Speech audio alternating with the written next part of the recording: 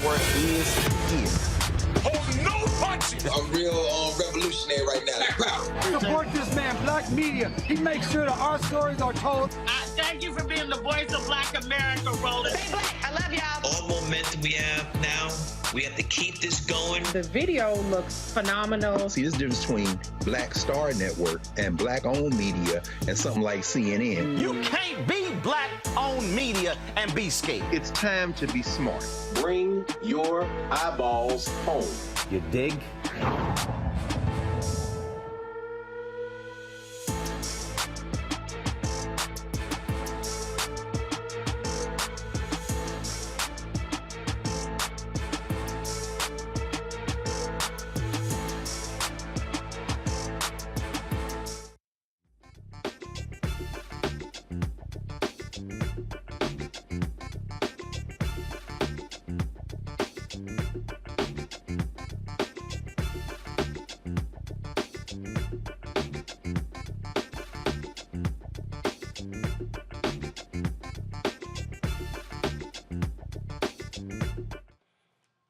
Folks, today is Wednesday, May 11, 2022. Coming up on Roland Martin Unfiltered, streaming live on the Black Star Network. Another black man killed by police officer.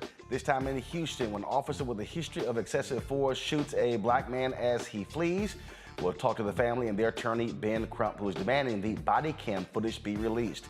The congressional map approved by Florida Republican Governor Ron DeSantis has been deemed unconstitutional by a Republican-appointed judge because it dismantles black districts. We'll talk with a Florida. First of all, it also says that black people cannot choose their own representative, is what the judge ruled. As we look at last night's midterm primaries in Nebraska and West Virginia, we'll examine who is being classified as working class voters and how candidates neglect people of color. We'll chat with author Tim Wise. Also, the United States Senate does not move forward with a bill codifying Roe v. Wade.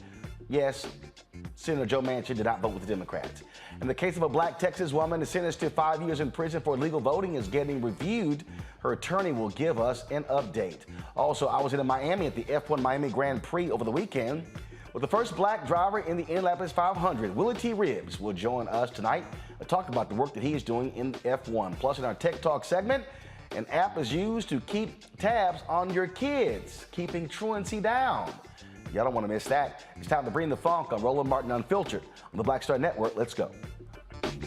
He's got it. Whatever the miss, he's on it. Whatever it is, he's got the scoop, the fact, the find. And when it breaks, he's right on time and it's rolling. Best believe he's knowing. Putting it down from sports to news to politics. With entertainment just for kicks, he's rolling. It's on go, roll, y'all. It's Roland Martin, yeah. Rolling with Roland now. He's funk, he's fresh, he's real, the best, you know he's Roland Martin now.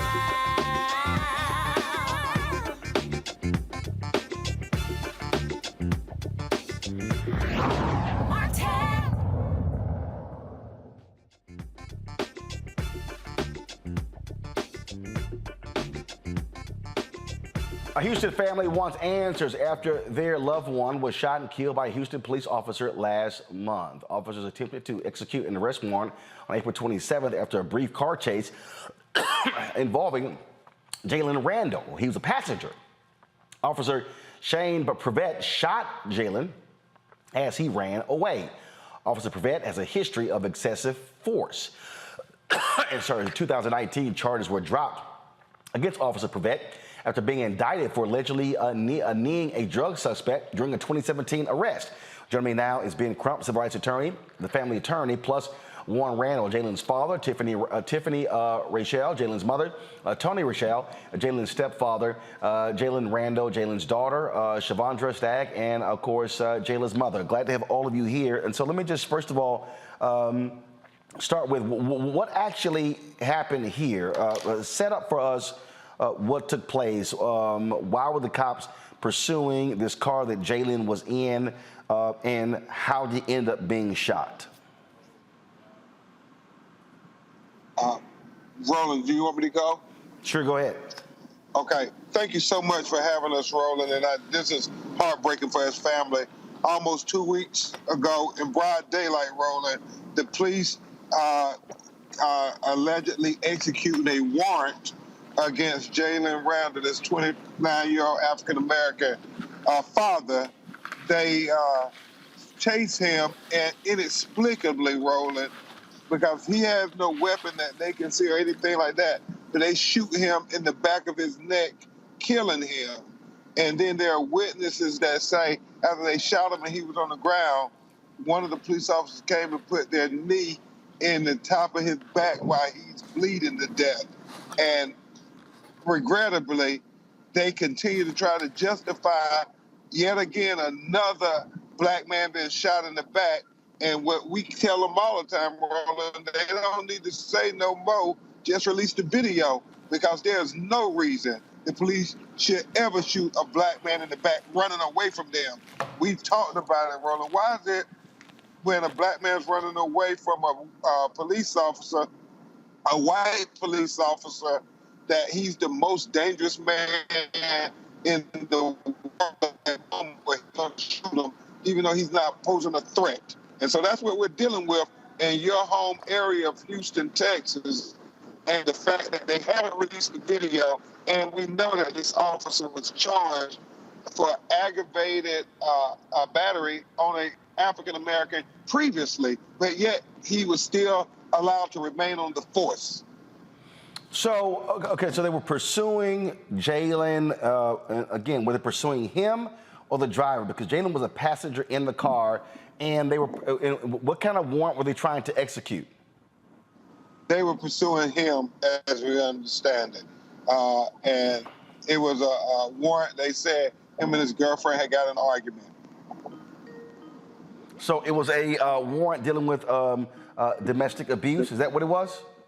It was a domestic situation, yes. To the Randall family, what has police told you about what happened, or what has been conveyed to you? Well, Roland, the police haven't told us anything at all. They never even told us that Jalen had been shot. We had to find that through external factors.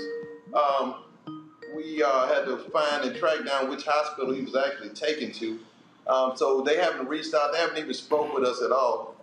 Not to me, at least I know. I don't know about Tiffany. They hadn't even said anything to us, period. So, again, based upon what y'all have been told, that they. So, first of all, where were they? Where did this actually happen? Was it in a neighborhood? Was it somewhere in the city? Where did this actually happen? Well, it happened right in our backyard. It happened in Pleasantville. And so it happened in Pleasantville subdivision in East Houston, which we all, men, you know where that's at. And so all we did know, it was supposed to have been, like they say, claimed to be a short chase or whatever. They said that Jalen got out the car, and all we know, as soon as he set feet on the ground, he was shot in the back of the neck by one officer only. So it seems to be, in most of these situations, if it was a threat, more than one officer would feel it was a threat. And why did only one person shoot? And why was that the one with past previous abuse issues? So, but is there any kind of police report? Are they saying they saw Jalen brandish a gun? What are they actually saying was the cause, the reason why shots were fired? They haven't given a reason, but after the fact that he was shot, then they said a gun was in a bag, never garnished, never brought out, never used or pulled out in a threatening situation. So that's the only thing that we've been told. We've really been just in awe. We don't know what's going on because we haven't spoken to anyone, none of their spokesmen, none of their,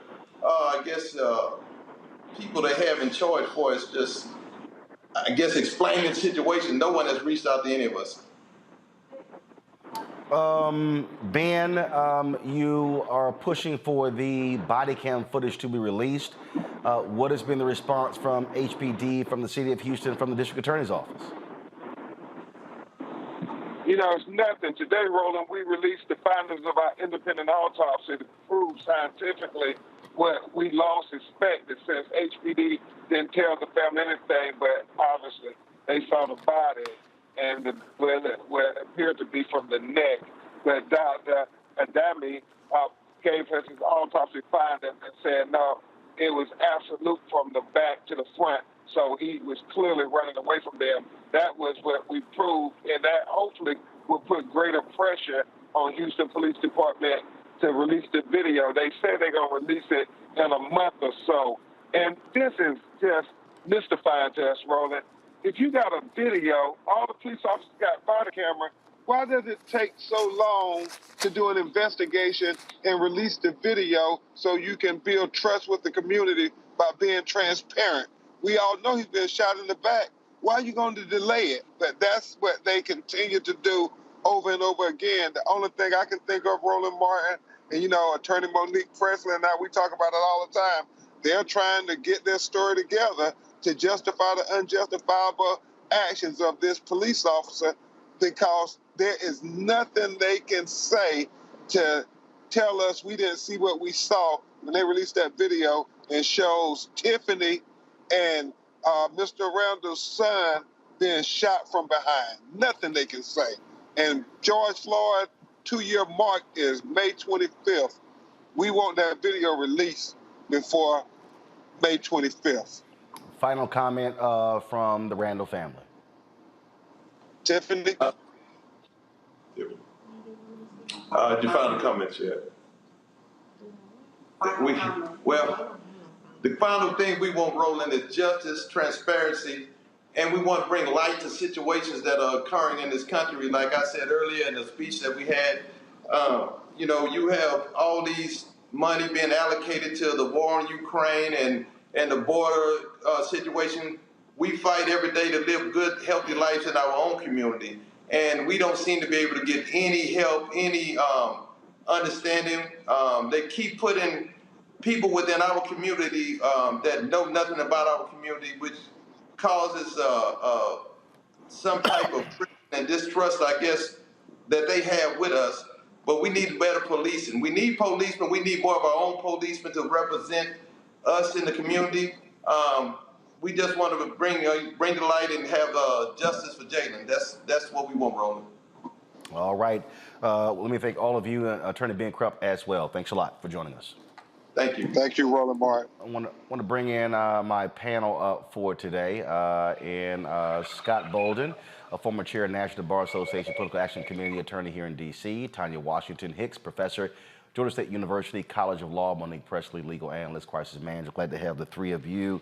What immediately jumps out, Scott, is when we see these cases repeatedly, police shooting someone who's fleeing. And we don't know fully what happened here because we don't have the body cam footage. But again, it's one of those things, if you know where someone lives, and if someone has not brandished a weapon or threatened your life, why are cops still shooting people in the back or from behind when they're running away?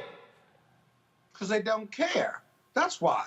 It keeps happening over and over again. You would think, Roland, that the police department and training and these officers would get really smart. I mean, it's been like several years when we have the iPhone cameras and what have you.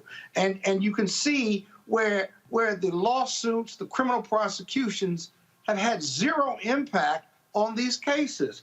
I could shut my eyes, listen to that interview you just did, and put Philander Castile or Laquan McDonald, and I could just pick a name and put it to that interview. Whether I'm right or wrong, the fact is my eyes were closed, and it's still bad police misconduct. And this officer has another prior charge against him. They don't see us, so it keeps happening. But it's really the dumbest thing I've ever seen, that there's been no positive impact by now.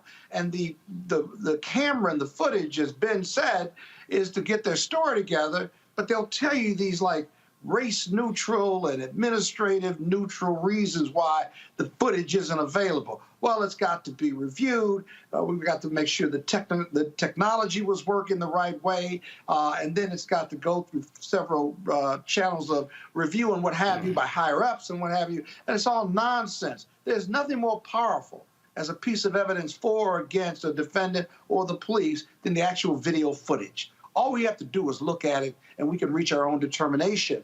They fear that transparency, though. And so this is going to take some time.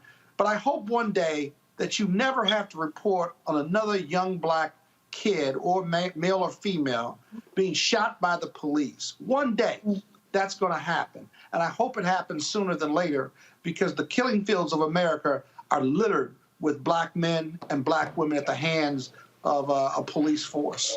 Monique, you always hear these people say, well, why don't you just comply? Why do you flee? Why do you run away? But it still goes to, if you're police officers, you know, you're shooting at somebody run away. We've seen examples in Philadelphia where they shot someone who wasn't even involved when somebody was attempting to flee. And again, if you know who the person is, you know where they live, you can wait another day to arrest them. Okay, you're going to be able to find them, but now he's dead because he was trying to flee, and you shoot him in the back. Right. APO, resisting arrest, is a crime. APO, assault on a police officer, that's a crime. Failure to follow police orders, if the orders are lawful, that's a crime. Those are all, in most jurisdictions, misdemeanors. They're not even felonies. They're not punishable by death. Piss a cop off is not a crime, and apparently piss a cop off is being punished by death. 2 people in the back of the neck, in the back of the head, in the middle of their torso. And Houston, I got a bone to pick with you. I love being able to go home. Lord knows I do, but not because it's funerals, not because you keep shooting black men and black women.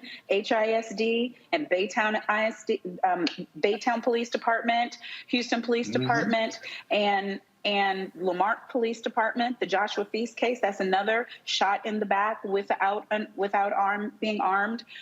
There's a disproportionate number of those coming out of that Galveston County and Houston County, and there's a problem. And the problem is not policy, you know, because people want to come in and say, let's change the policy.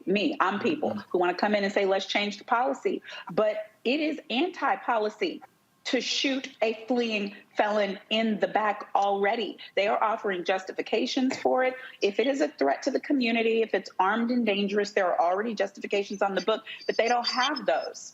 So that's why we end up waiting for body cam footage, as Scott said, so people can get stories together, so that they can invent things like furtive gestures and fear of something that was going to happen next. I thought I saw them turning around. They wait, they break down the footage. They break it down into little bitty parts. They slow it down. They speed it up. They come up with a story, and then they give us a story because there aren't enough witnesses. You know, if there were witnesses with cameras, we'd already have the footage by now because they wouldn't have this time. They wouldn't have this delay. So fraternal order of police, you know, a pox on your house. Houston Police Department, get your act together. Where is Acevedo when we need him? He need to be an expert on your show, Roland, to tell the truth about these folks. He don't work there no more. Give up the goods. He's following me right now. I'm about to tag him in this post. Enough. And it just, it happens, and it's not just one city, Tanya. It's repeated cities. And again, cops get no bill, all good. People say justified. And again, you go, if somebody's running away, yeah, you yell, don't worry about it. We're going to catch you. I'm sorry. Death should not be the ultimate sentence. Not for an arrest warrant for domestic violence. Yeah. And you asked, Roland, why does this keep happening? It keeps happening because the Black lives don't matter. I mean, that's the bottom line. This person was posing no threat. The gun was in the bag, which they could not have known until after they killed him. I would wager if that video, the body cam footage showed that he did something, we'd already have it. And so, you know, this post hoc attempt at justifying another incident of unjustified killing of a Black person, unfortunately, is par of the course. And I mean, as Monique said, Houston, we have a problem. You know, Roland, real quick. Yeah, go ahead, final comment. Go ahead. This has been happening, and the Supreme Court has said on the Tennessee v. Garner that it is illegal, unlawful for the police to shoot a nonviolent fleeing felon.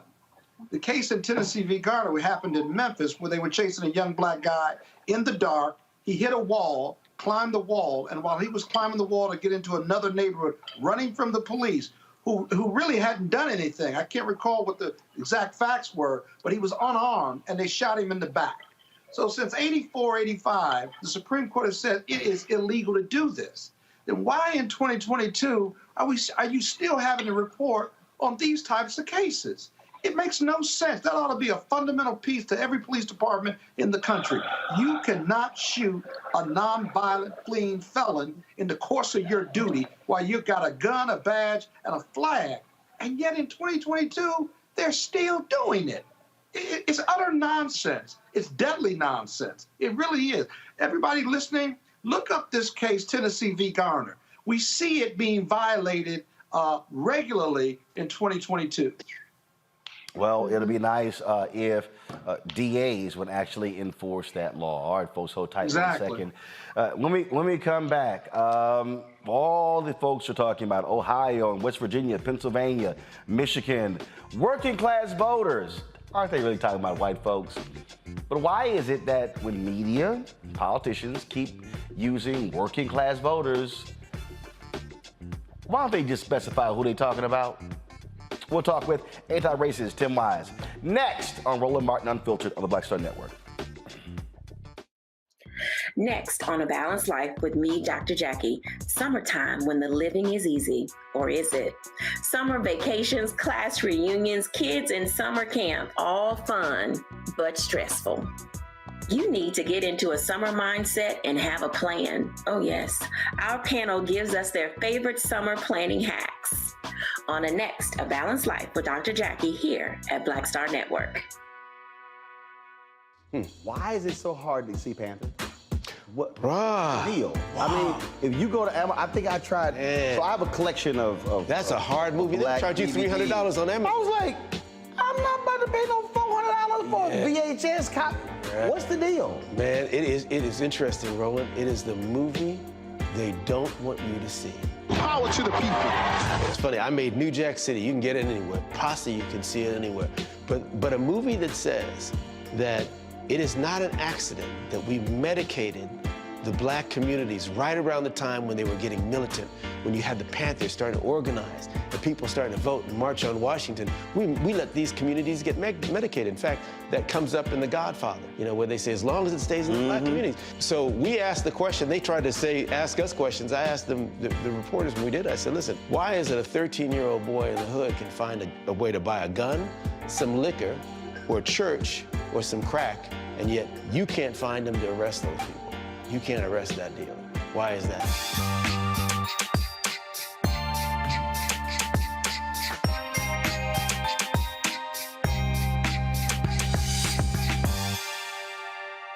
Yo, what's up? This your boy Ice Cube. What's up? I'm Lance Gross, and you're watching Roland Martin Unfiltered.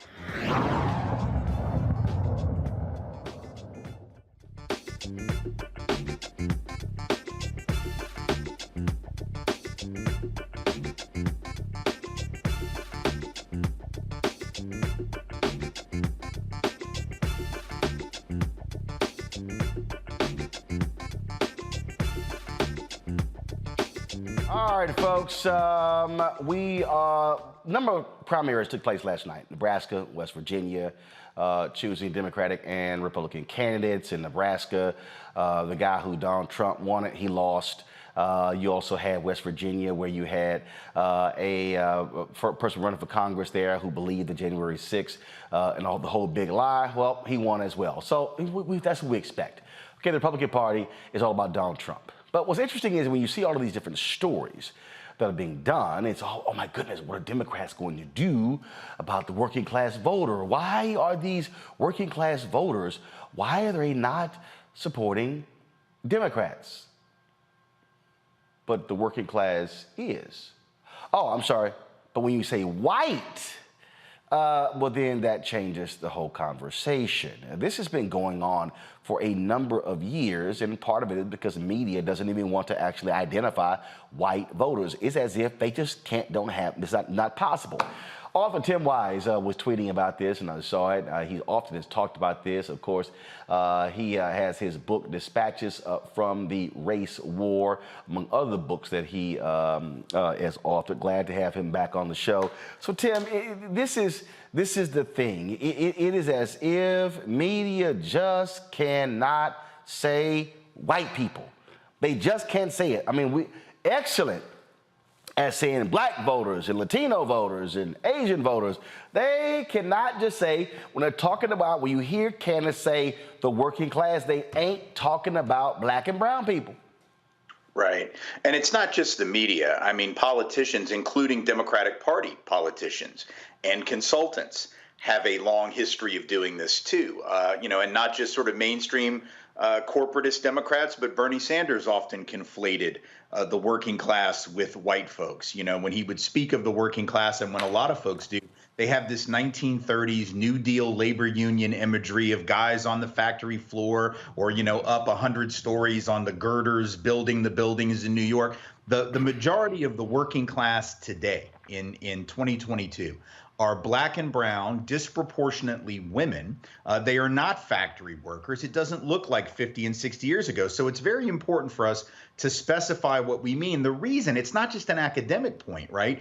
If you define the working class as being the same as white, then it leads to different types of strategies than if you have an understanding that the working class is multicultural and some of it's already with you. The black and brown portion of it, definitely overwhelmingly with the Democratic Party, the white portion not, which tells you what? It tells you that the problem isn't a class issue per se, right? That it isn't about, well, you just need to talk about economics more, because clearly black and brown folks are either getting the economic message of Democrats already, that they are, the party that at least is trying to do something for working people, or those black and brown folks realize, well, maybe they're not that great on those issues, but they're better on these things. But either way, what it tells you is a simple, what do they call it, kitchen table issue approach isn't going to get those white voters, because if that's all it took, they'd be there right now with black and brown folks. Just like in 2016 when folks said it's economic anxiety driving people to Donald Trump. If that were true, black folks would have voted for Donald Trump in record numbers because they had the greatest economic anxiety or economic pain, but they didn't. So what is it that white folks aren't getting that black and brown folks are? Or what is it that the Trumpist Republican Party offers to those white people that the Democratic Party doesn't? And the reality is the answer is racial scapegoating. The answer is cultural anxiety. The answer is all this great replacement nonsense. How does the Democratic Party respond to that? You can't respond to it by ignoring it, by acting like, oh, we can't talk about that because they'll call it identity politics. We can't talk about racism. We can't talk about xenophobia. We can. We have to talk about it smart. We have to talk about it the way Ian Haney Lopez, brilliant political scientist, talks about it in his race class narrative project stuff that he's working on right now. You can talk about racism and you can talk about class, but you got to discuss those together, because there's a reason that black and brown working class people can seem to recognize their class interest, and these working class white folks are just voting. They'll tell you. There was a story in the Washington Post a couple years ago. They asked these working class white folks in PA, has Donald Trump brought you new jobs, 2 years in? Had any new jobs, any new factories? And these Pennsylvania white folks in central PA were like, nah, but he really stuck it to those ball players, when they took a knee. he really stuck it to them. They're not voting on their health care. They're not voting on their wages. They're not voting on the quality of their schools. They're voting on how can we blame black and brown people for the mess that we're in. And the Democratic Party better figure out how to respond to that scapegoating other than saying, well, if you vote for us, we'll get you broadband internet. Right. Nobody's here. And this is precisely, I mean, what you just laid out is literally, my book drops in September. It's called White Fear, How the Browning of America is Making White Folks Lose Their Minds. And that's really what this is all about. It is not about, the money. Donald Trump beats Hillary Clinton by 450,000 votes in 2016 because he was against NAFTA. So all of those workers who would say they were losing their jobs because of NAFTA. Okay, but then you come back in 2020 and then he wins it again, and you got all of these are labor workers. These are people who supposedly about unions, and they're voting against the guy. They're voting with the guy in the party that hates unions. Right. Except police and fire unions. Right. The only piece of legislative success that Donald Trump had as president, the only thing he really accomplished that wasn't some random executive order, which was usually about a culture war subject, or the courts, packing the courts, was what? A tax cut for incredibly wealthy individuals and corporations. It wasn't a tax cut for working class people whose taxes have either remained flat or in some cases gone up over the last several years, but they still voted for him. So it's very obvious that it isn't that. That's not to say Democrats shouldn't talk about economic issues. They absolutely should, but they should be talking about it in a way that says, you know, there's a reason that we don't have good, universal, affordable health care for everyone. You know what the reason is? Because they keep telling you that if you get that, those brown people are going to cheat the system. Those brown people are going to take advantage. That's what they're being told. We need to actually be pointing out the scapegoating and saying the reason we can't have nice things is because these folks over here are lying to you about who's to blame for the fact that you ain't got nice things already. So we have to talk. Yeah, it's fine to blame people for stuff, but the wrong people are being blamed. And it's incumbent upon the Democrats to say this is a game that's being played on you. This is what Lopez and others are talking about in their work, is to say, listen, it's not that we're calling you racist. You're not a bunch of awful, horrible people. We know there are certainly some among, the insurrectionist class of the Republican voters who are. But it's not about you being bad people. It's about you being people who are being sold a bill of goods. It's like if Penn and Teller, were the president, these master illusionists, right? And Penn or Teller or both as a combo up there with one hand trying to distract you over here while they're doing something else over here like any good magician does. That's what the Republican Party and the right has been doing.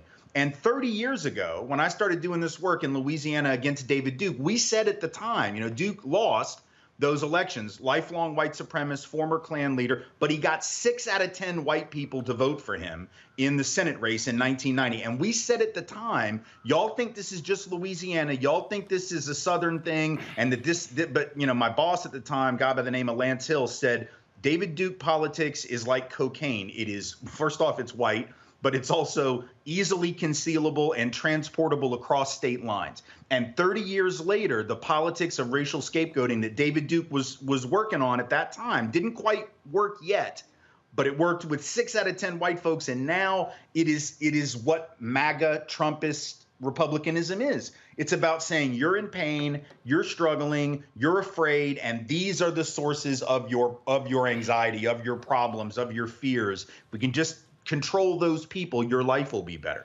The Democrats have got to take that on frontally. They can't just dance around it. And taking it on front, directly, I think is important. He's a perfect example.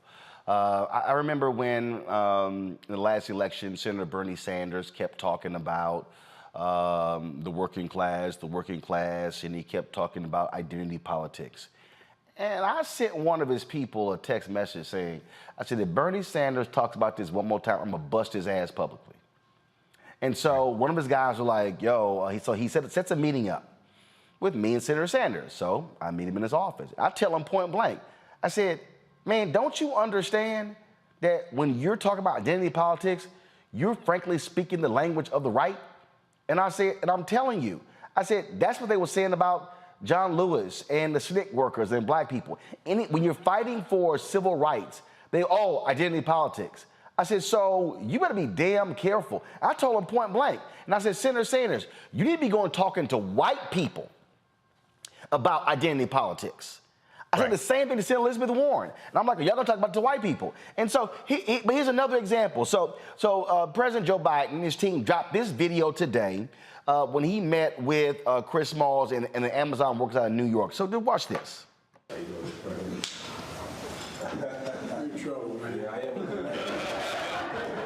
You're my kind of trouble. Congratulations, man. I got in a little trouble by it. You may recall I was saying I'm looking forward to them being organized. Yeah, well, but you got it done in one place. Yeah. Let's not stop. That's right. All right, and that's great. He met with Chris Smalls and those workers. But Reverend Barber and Reverend Liz Theo Harris of the Poor People's Campaign, they have been trying for more than a year to sit down, have a meeting with President Biden and Vice President Harris, to not just with those two, but with actual poor and low-wage workers, people that I had on the show last week. And the White House and his team have refused to actually schedule a meeting. Now, they're coming here June 18th, and I'm sitting here going, a third of all voters in America are poor and low-wage workers. Hello, if you want to win in November, how about you meet with them, not just folks who got, and again, the work that they did getting that union at the Amazon place in New York, that's great. But what the hell is taking so long? The GOP ain't gonna meet with them. Right. Well, my guess is that there's a willingness, and again, all credit due to that union work that they've been doing there. It's fantastic. We've seen the same kind of thing happening at Starbucks. We're seeing it at Amazon. We're seeing a lot of really amazing labor work. Point being, disproportionately being led by black and brown workers. Very important to point that out, right? Again, the working class, very different than what it is in sort of the Bernie Sanders 1930s factory floor, New Deal kind of imagery. So it's great what they're doing, but the problem with that is, I think, at least in part, the willingness to meet with the Amazon folk is, Amazon's easy to beat up on. The right doesn't like Amazon because it's Jeff Bezos and he owns the Post, right? And he's looked at as a liberal. So I think they feel that that's safe. Well, we can meet with the people that are unionizing Amazon because sort of everybody hates Amazon for different reasons, right? Like the left feels this way about them, the right feels this way about them. But if you meet with Reverend Barber, that's different. If you meet with poor folks and working class folks more broadly, not just in one particular company that it's easy to beat up on, then that's going to send a more dangerous message. They better wake up from that. And they better start to realize that unless they are prepared to talk about the intersection of issues of race and class and gender, because now this attack on reproductive freedom and bodily autonomy, it's all part of the same thing. The key message that Democrats never seem to get, and that people on the left forget, the main difference between right and left, it has nothing to do with how much government you support, has nothing to do with any of that. It has to do with whether you support traditional hierarchy or whether you support challenging traditional hierarchy, which means if you're on the right, you believe white authority, male authority, straight authority, etc., right on down the line, is what needs to be in charge because those are the better people. So that explains why you're going to defend an electoral college system that enshrines permanent minority rule. That explains why you want to restrict voting because you don't think certain people should be voting anyway. That's the reason you want to restrict women's reproductive autonomy because they're just women and they shouldn't make those decisions for themselves anyway. That's why you want to get critical race theory or just accurate history out of the classroom because that empowers the voice of non-traditional leaders, right? We don't want to hear their voices. That's why you want to get rid of any discussion of LGBTQ folk because you want to restore straight supremacy and Christian hegemony. So we need to be talking about it this way. If you like traditional authority and you think that works well for you, by all means, you should be a Republican. But if you're poor, if you're working class, if you're struggling to put your kid through college or pay for your health care, then by definition, traditional authority ain't working for you. Right. So even if you have a disagreement with certain people in the left or progressive coalition about some issue that touches on something that you care about religiously or whatever else, like you need to remember traditional hierarchy has never worked for poor people. Traditional hierarchy has never worked for working class people. Traditional hierarchy works for itself. And the Republican Party is supporting all of those traditional hierarchies. And the Democrats need to be speaking about that as a problem, right? That traditional authority and traditional hierarchy hadn't been serving us very well. And I think they're afraid to do that because, again, so much of their money comes from wealthy folks. And so, you know, they've sort of thrown in with a lot of corporate folks over the years, and that's gotten them in trouble and made it very difficult for them to bring this message. But they better do it, because that's what really separates the two sides, is essentially whose side are you on, the top or the bottom, right? And the bottom, whether it's a race hierarchy, a class hierarchy, a gender hierarchy, a sexual hierarchy, a religious hierarchy, the bottom, right, is getting shafted every single time that we continue to return those people to power. Tanya, question or comment? I agree with Professor Wise. We need to highlight that the shared experience of all of those folks at the bottom is, a lack of resources, a lack of health care, a lack of a livable wage, and focus on what is not happening because white, straight, male, educated folks are in charge.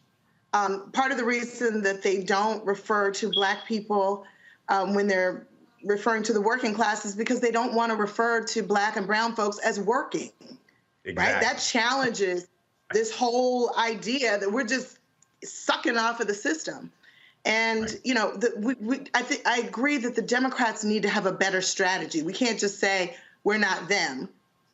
We need to point out some realities. The realities exist. We just need to point out who's responsible for them. Right. Monique?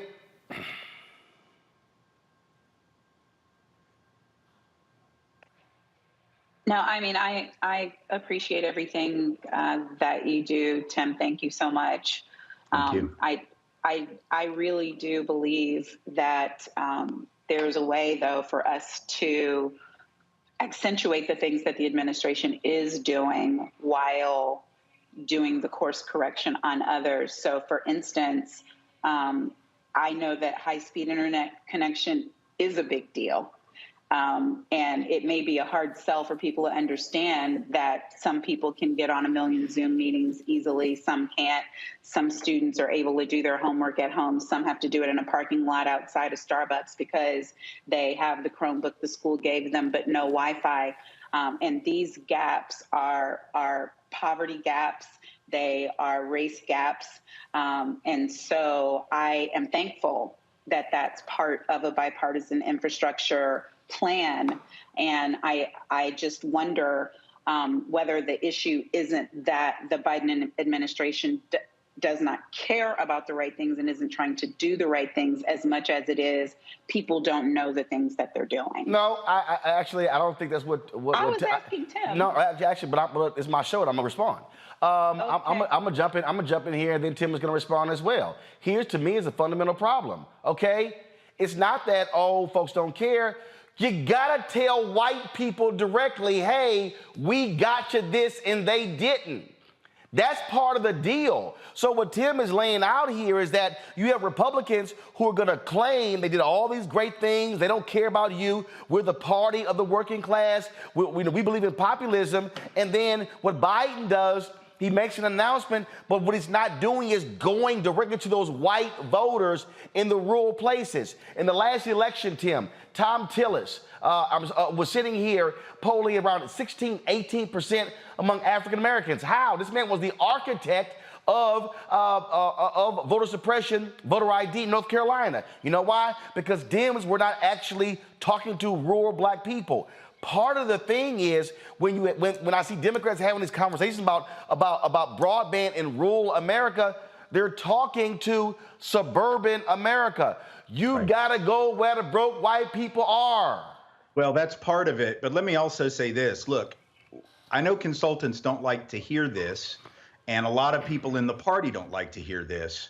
And the Jim Carvilles of the world, who were locked in a paradigm that's 30 years old and was barely true then, don't like to hear it.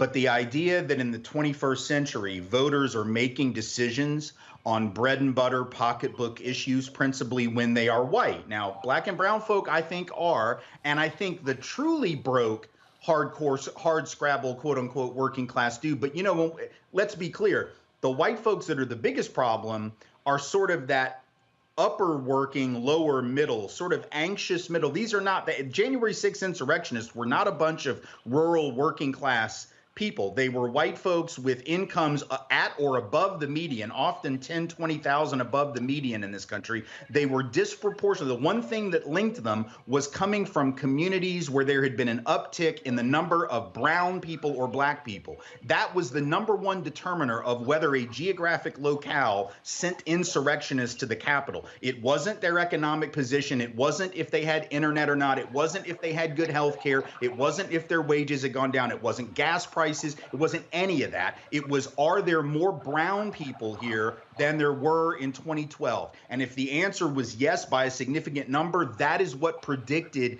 insurrection. So we can talk about all these things as good policy. ACA was good, inadequate, but good policy. Broadband internet, good policy. But as a political sales tool, I know of zero evidence that says anyone is going to go to the polls and vote for a Democrat who wasn't already likely to do that because of broadband internet.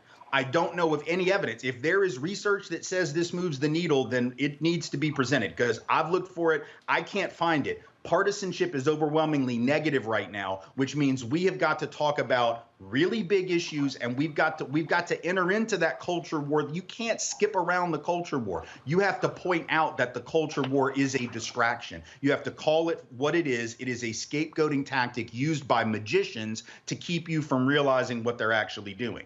And the good thing about that approach is, it's, you know, a lot of people like the Bernie Sanderses of the world want to beat up on the millionaires and the billionaires. Nobody cares about the millionaires and the billionaires except for the fact that they're not one yet. Right. So I mean, I happen to think that those are fine targets, but your average white dude out there does not care. What he will beat up on is a politician or a media person, because they don't trust them. So the argument should be these politicians and these media folk are leading you astray, making you fear brown people, making you angry at black ball players, making you angry at whatever, right? Thinking that they're the reason that your life sucks. And the reality is they're the reason that your life sucks. Those politicians and those media folks that don't want to tell you the truth.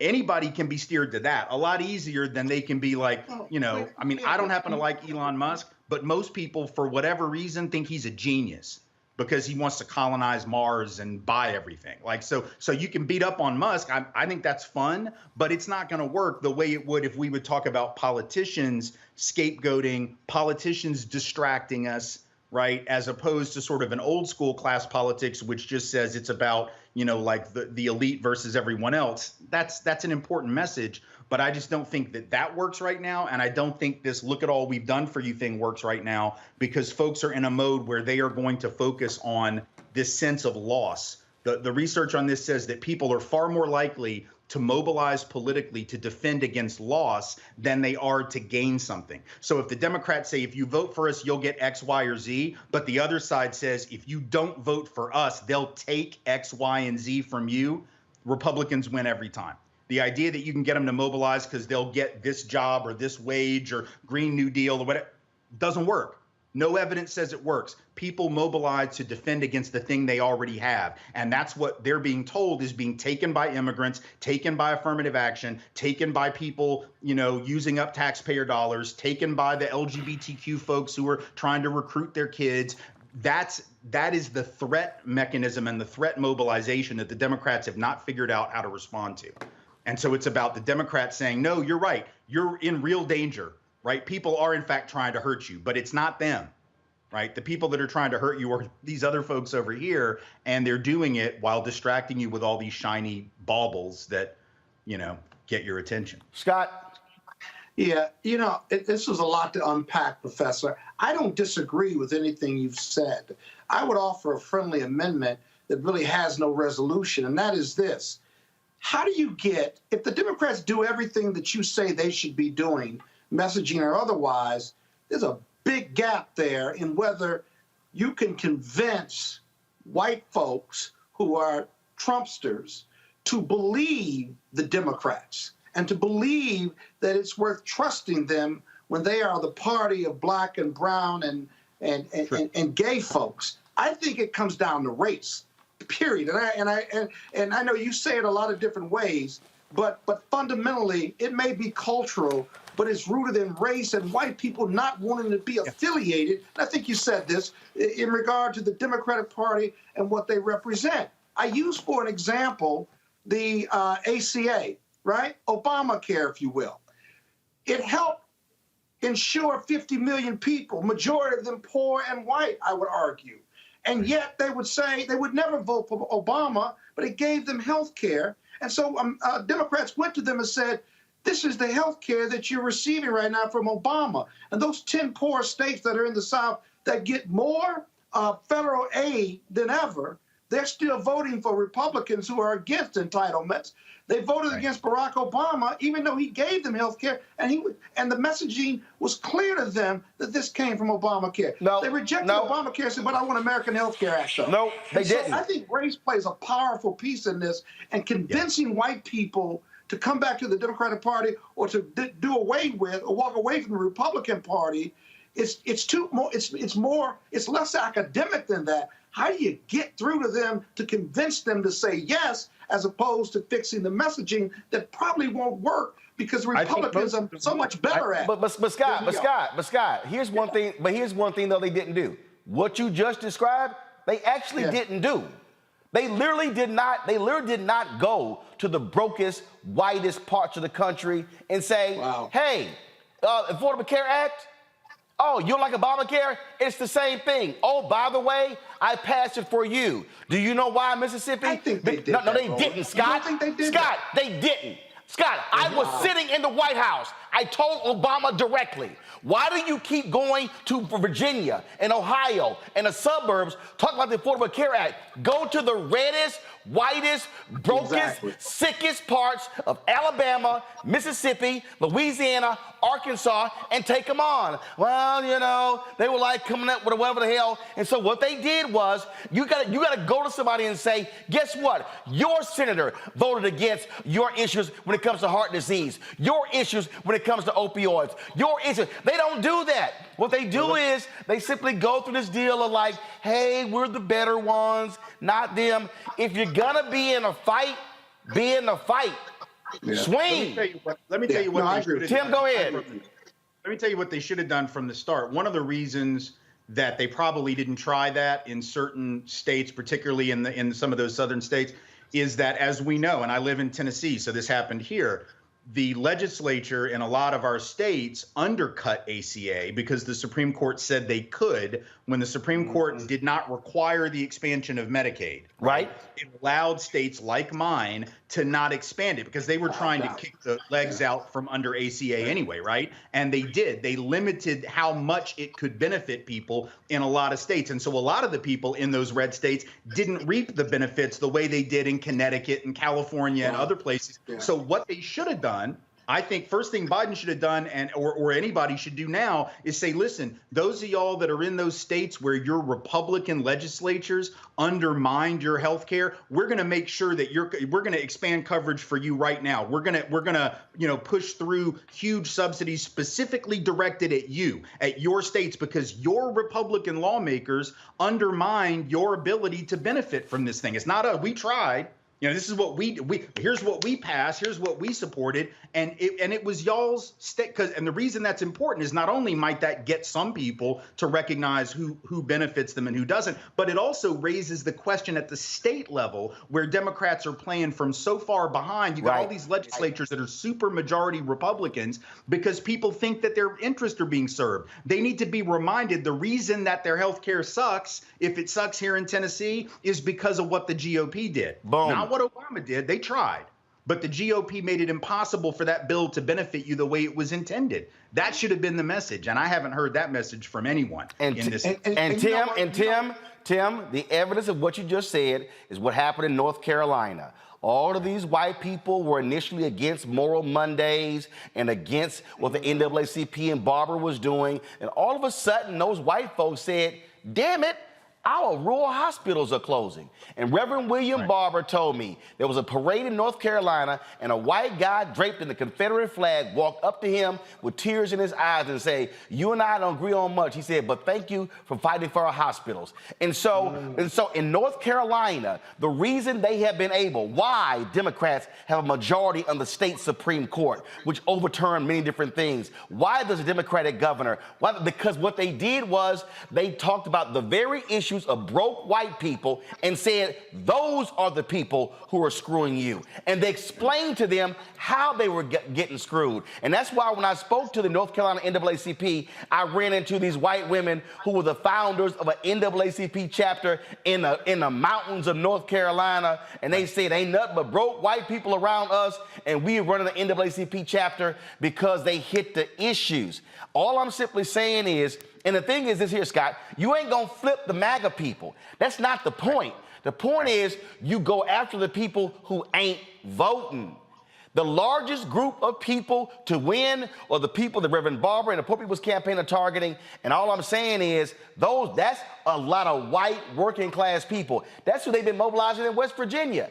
We told you, it was a white woman who watched this show, ain't never heard of Reverend Barber, was watching this show, saw him, and then she volunteered, and now she's a co-chair of the West Virginia Poor People's Campaign. So white folks can be reached, but somebody got to actually talk directly to them in a way they get it. And unfortunately, to Tim's point, Democrats are depending on a bunch of well-paid D.C., New York, California strategists who ain't trying to talk to broke white people.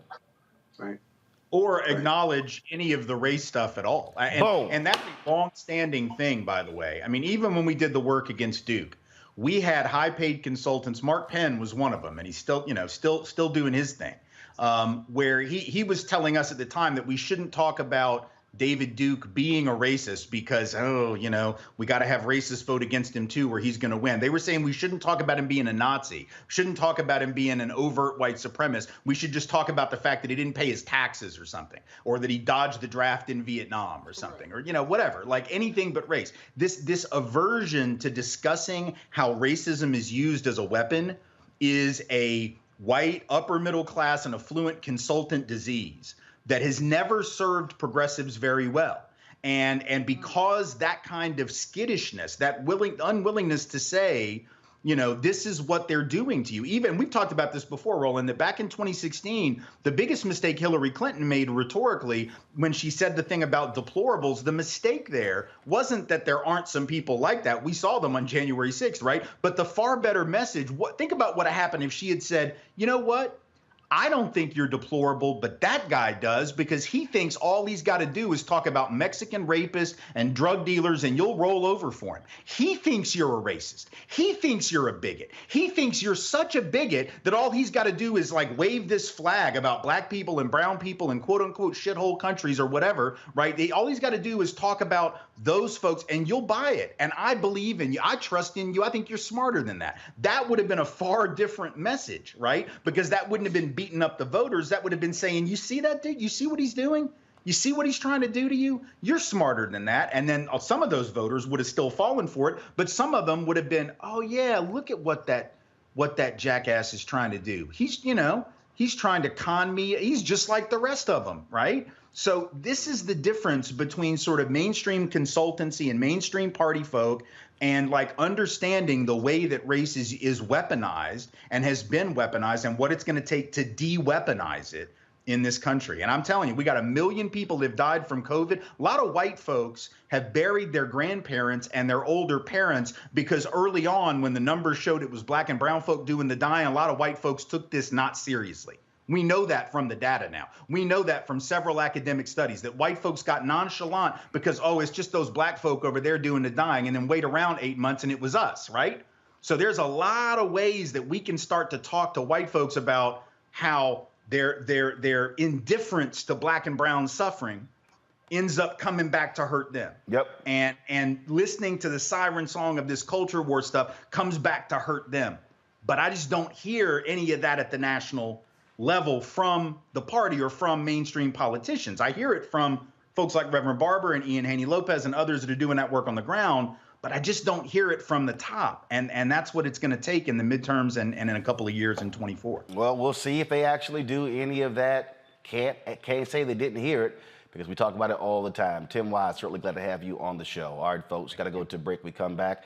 We're going to talk about a case out of Texas. Boy, they keep trying to put a sister in prison for voting illegally. Y'all, really?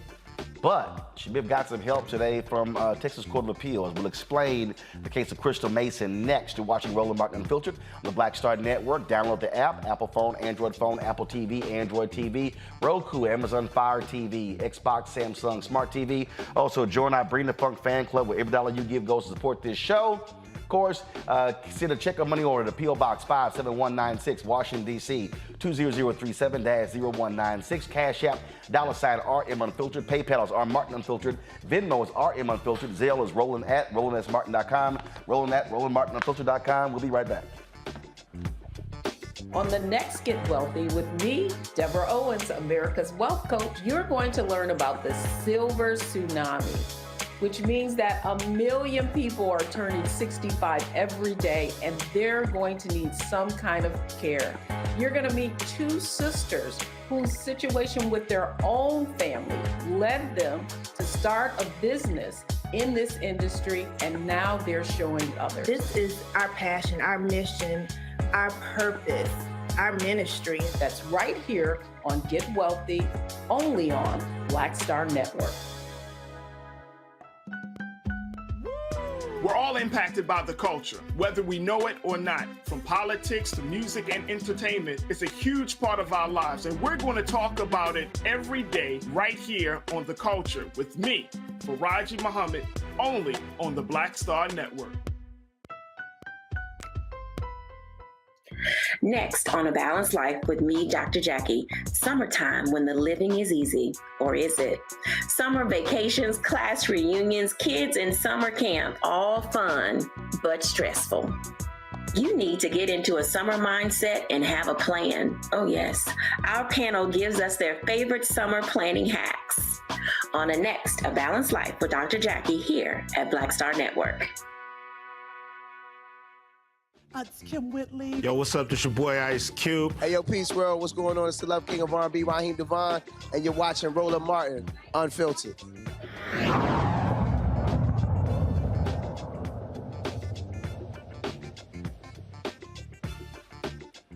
In Florida, Circuit Court judge ruled against Governor Ron DeSantis' redistricting map. Judge Lane Smith said the version approved by the Republican-controlled legislature diminished the rights of African-American voters in the northern part of Florida. The maps removed Representative Al Lawson from his seat, giving the Republicans a majority of the seats in the state.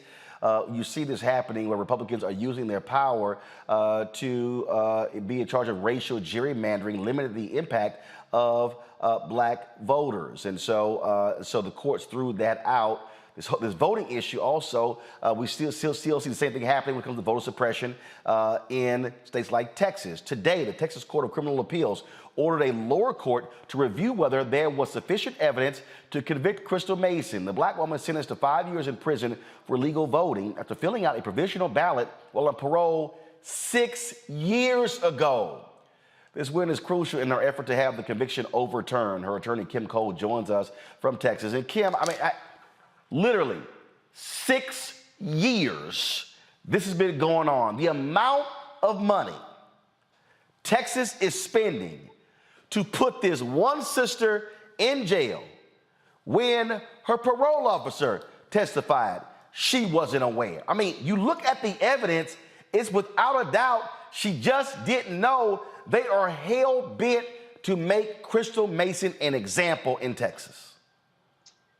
That's absolutely true, Roland. The district attorney in their case against Crystal Mason in her original trial, he specifically stated that he wanted to send a message and asked the judge to sentence her to a stern prison sentence. And they are trying desperately to hold on to that without any regard to the fact that they did not prove their case.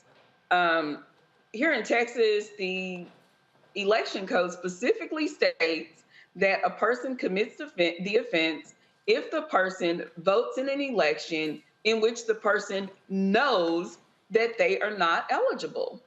Well, here, as you stated, Crystal had no clue that she was not eligible to vote. The state's own witnesses, that brother that was on the stand from the Bureau of Prisons, who was a supervised release officer, he testified, we don't tell them whether or not they can vote. He was the state's witness, and the state also presented county officials who sent letters. I guess they thought this would prove their case. They did send letters to Crystal's home address, but Crystal was in federal prison. She never got those letters. So Crystal, they never proved that Crystal knew that she could not vote, yet she was still convicted. And that's why we're here today. The Second Court of Appeals, because she was sentenced by a judge. There was no jury in this case. There was a judge who knew the key witness, who had actually met with the state's key witness a couple of weeks before Crystal's trial. So that judge found Crystal guilty. He was appointed also, I'll put that in there, a Republican appointee. And he found Crystal guilty. It went to the Second Court of Appeals. And the Second Court of Appeals did some serious legal gymnastics to get around the actual language of the law. The law is clear and unequivocal that a person commits this offense if the person tries to vote or votes in an election that they know they're not eligible. So it's clear that the person has to know. The Second Court of Appeals stated in their opinion, it's irrelevant whether or not Crystal knew that she couldn't vote. The fact that she knew that she was on supervised release is good enough for us. And they upheld her conviction. And that is why today, the Texas Court of Criminal Appeals told the Second Court of Appeals, that ain't it. The law specifically states that the person has to know. And so they told the Second Court of Appeals they need to reevaluate Crystal's case to see if the state actually proved that Crystal knew that she was not eligible to vote. And it is my firm belief that they did not.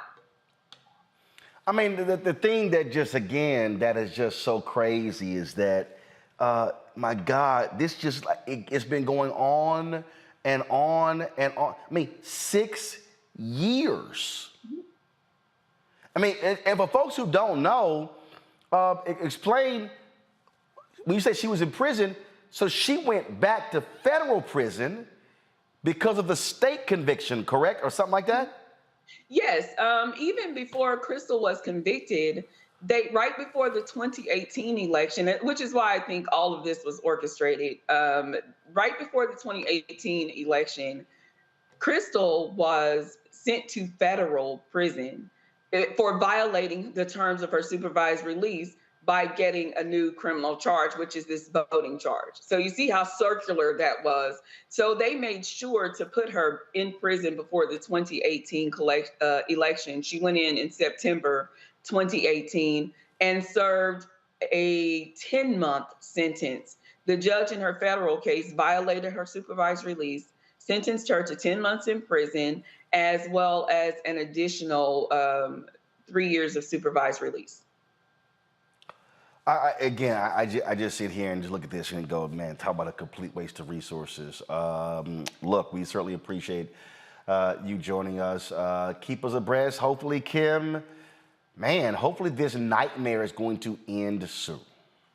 It is essentially torture, Roland. I call Crystal every Wednesday. For the past 2 years, I've called her every Wednesday to let her know whether or not she will be free. She has a new grandbaby. She was like, I don't know if I'm going to be able to see my grandbaby off to preschool. And so every Wednesday I called her, and today we got this news, which this is favorable news. However, this isn't the end of it. Yep. Her freedom is still in the balance. And I sincerely hope that the Second Court of Appeals follows their own advice. They said it is not their job to question an unambiguous statute's wisdom, but to rather apply it as it is written. And as the statute is written, Crystal walks free. All right. We certainly appreciate it, Kim. Thanks a lot. Thank you, Roland. I mean, we're going to my panel. This, Tanya, is maddening. I mean, it is. I mean, we have the son of Glenn Youngkin, the governor of Virginia, tried to vote in 2 different locations, the wrong location. He wasn't charged, he wasn't arrested, nothing. We've got you got white folks down in the villages in Florida who knowingly lied, voted for Trump. Fine. Mark Meadows, the chief of staff of Trump, registered to vote in 3 states. 3 states. South Carolina, North Carolina, and Virginia. Ain't nothing here. And these people, I mean, and the crazy, look, I'm from Texas, and you don't even have a sensible Republican stand up and go, why in the hell we wasting all this damn money on this one woman, and we trying to put her in state prison for 5 damn years? This is crazy. Let's call it what it is. It's strategic, okay? Because we don't want certain people voting.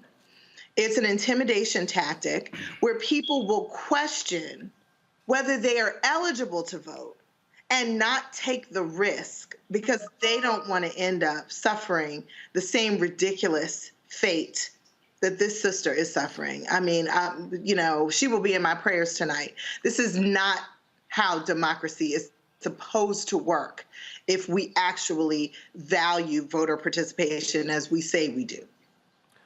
Lord Monique, the woman get convicted, she go back to federal prison, then all of a sudden she get out, losing a house, losing a job, all this sort of stuff. And again, in the trial, her own probation officer testified on the stand and said she wasn't told by anybody she couldn't vote, and it was a provisional ballot. The shit didn't even count. Right, absolutely. No, this is because there is so little evidence of the voter fraud that they maintain is rampant across the United States.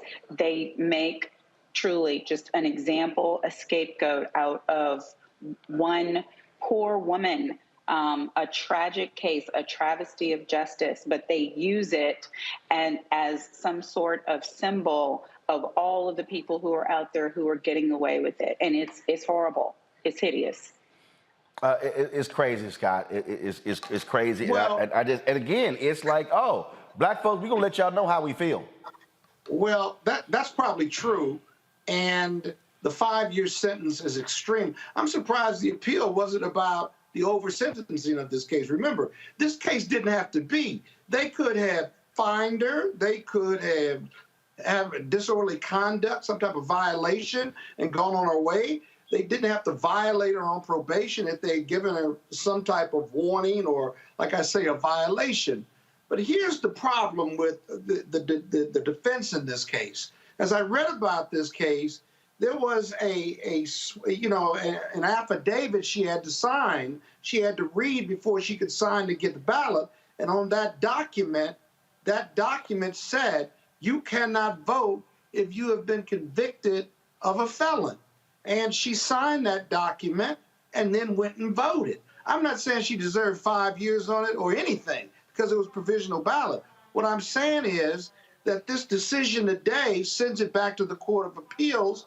Knowledge is a factor, and I don't know how the defense gets around that affidavit that was signed. So I agree with you all, but I'm trying to figure out how you get around that, because if the Court of Appeals upholds it, somebody's got to challenge the extremeness of this sentence. Maybe they have already, I don't know. But if she loses at the Court of Appeals, she risks going to jail for 5 years over less than a minor violation of the law.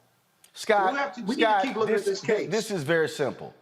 The state can drop. What is it? No, actually, Scott. No, Scott. It is simple. The law. No, Scott. No, Scott. It is simple. No, Scott. Scott. This is very simple. The prosecution can actually drop the case. They can, but they have the discretion. No. Let me say it again. This is a very simple case. This is a woman who was convicted. Who went? One second. They don't have to. And first of all, Scott, I know they don't have to. I'm saying they can. And what I'm saying it is simple. The state can drop it. You would think some DA would go, why in the hell are we spending? If I'm looking at resources. Why am I spending 6 years on this case? Well, racism costs. Well, hell, I Racism understand costs. that. But what I'm saying is, to Tanya's point, this is all about, we're going to make an example out of this black woman, and we're going to send a signal to all the rest of y'all black people. We're going to do the same. Speaking of making an example, y'all, today, the sheriff in Liberty County, Georgia, William Bowman, this is who he is. He actually came out today and talked about the incident that happened to the Delaware State lacrosse team. Y'all should be looking for the video. Y'all, the man said that it wasn't racially involved. Then he also said that he countered what the student said. Countered what the student said by saying that the property of the students was not searched. Here's the problem with that. He lied. Y'all, this is the body camera footage that one of the newspapers discovered. And in the body camera footage, it shows the cops going through backpacks and the bags of the students. This is a 21-minute video that shows you what actually took place. And so the sheriff, he steps out there and says, well, no, I don't condone racial profiling and all that sort of stuff, defending his own officers. But y'all wrong. I mean, so here's the body camera footage right here of when the cops were on the bus. Pull the audio up. Let's see if we got audio. All right, so this is the part where they were talking to the students. Okay, they were talking to the students. You see right here, they going through bags. Hey, Roland, what was the stop for? They were stopped because they said that the driver, now you see it right here. The sheriff, the black sheriff said their personal effects were not searched. Did his dumb ass not see the video before it got released? Here are examples. The body cam footage of his own sheriffs pulling the bags off. They stopped the bus because they said the driver was driving in the left lane. And that's supposed to be the passing lane. So they pull the driver off, then they get on and they say, we searching everything but for drugs. And then they claim that there are so-called coach buses often driving up and down the highway in Delaware where they got human trafficking and they're bringing drugs in. Like, are you serious? Woo! So Tanya, Delaware State is looking at how they're going to respond. But this black sheriff, all skin folk ain't kin folk, this black sheriff defended. And he said, as a former Georgia State trooper, longtime cop, he doesn't condone racial profiling. Why in the hell they got stopped? Why did they get searched? And here's the deal, Tanya. They pull a driver over for so-called driving in the left lane.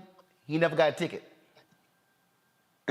See, I mean, where was the reasonable suspicion that justify searching these people's effects? He is the reason why people do not trust police officers. I mean, when you will tell such a blatant, confirmable lie, right, in defense of officers who are clearly operating on some sort of conclusion based on the race of the people on the bus, do nothing. Now I'm gonna get you real good right here. Right here, they are looking at a package. We had the Delaware State coach on the show on on Monday. And the woman said that was a gift from a student. They actually opened the gift to see what was in it. Roland, my colleague raises a really good question. If the stop was for him driving in the wrong lane, you pull him over and you give him a ticket for wrong lane usage, right? How do you get to the search? Did someone consent to a search? And how do you get to even asking to search the bus full of college kids who are play soccer or lacrosse or whatever? Scott, that was no consent. That was no. They literally said we searching everything. Oh, and there was no consent, and there was no reasonable suspicion for the search. Right. If it's a traffic stop, by the way, all those listening, if you get stopped for a traffic ticket and moving violation, right, the police don't get to search your car simply because they're giving you a ticket. And if they ask, you ought to say no and memorize their badge number, because this is crazy. Look at that. The storage of all of the luggage is open, and they've got it out, and they're looking for drugs. The dangerous part of this is if they were more corrupt, they could plant drugs in one of those packages or suitcases and then charge them. Well, I'll tell you. This reminds me of when Boosie was on when there was an incident. Scott, don't worry about it. You don't know. Okay. When the rapper Boosie was in Mississippi, and they had pulled over his bus, took everybody off, and one of his guys was like, "Yo, Boosie, the bag is on," and the bag contained about $300,000 worth of jewelry, diamonds, gold, and all kind of stuff. So what happened was the cops then claimed, Biloxi, Mississippi, they claimed that no such bag was found. Well, Boosie, one of the guys who he was working with, Hashim Nzinga, who has since passed away, I knew Hashim for a very long time, and so Hashim said that he said, "Man, Boosie would love to talk to you." So Boosie went on the radio in Mississippi and said, he said, I'm headed right now to talk to Roland Martin in an interview. So we do the interview.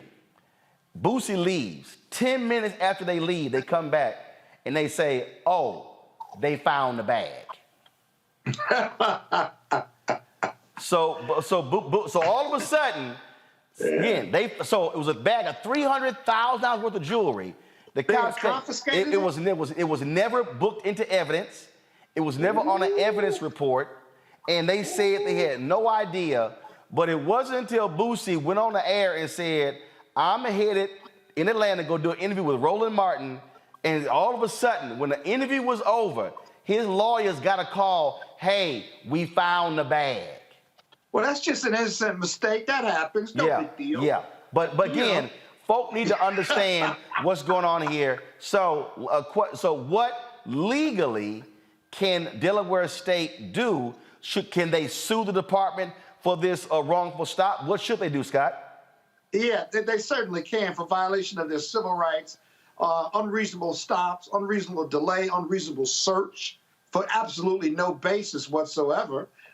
They could go under Section 42, but they have local laws and federal laws that a good lawyer will be able to sort through and actually figure out where to file the lawsuit. But this is an unlawful stop. The question is, what are their damages? What is the value of their civil rights or constitutional rights being violated, if you will? I don't know whether one of those statutes calls for treble damages, if you will. Sometimes they have limitations, but absolutely, this makes no sense. Now, this is a vacuum now. We're talking about it in a vacuum because we don't know all the details. We haven't seen the Yes, we do. Report. Yes, we do. Yeah, we do. What else is going on? We do. That guy right there is the driver. Now, go back. That guy is the driver. He was the one who was driving. They claim that he was driving in the left lane, which was the passing lane. They pulled him over. What? You said one of the details. They pulled him over, pulled him off of the bus, began to question him, and then that's when they went back on the bus and told all of the students, about 27 people, coaches and students, that they were going to be searching everything for drugs, and then told them, "Tell us right now if they're drugs, because if not, it's going to be a problem later." They literally threatened the students. All right, we'll file the lawsuit. You interview the students, file the lawsuits. The damages on this may be a bit of a challenge because what is the valuation of a violation of your constitutional rights and civil rights? But Ben Crump can handle that piece. I do defense work. He does plaintiff stuff. He'll go for it, and maybe they can all get paid. No, you can do it too. Go ahead, Tanya.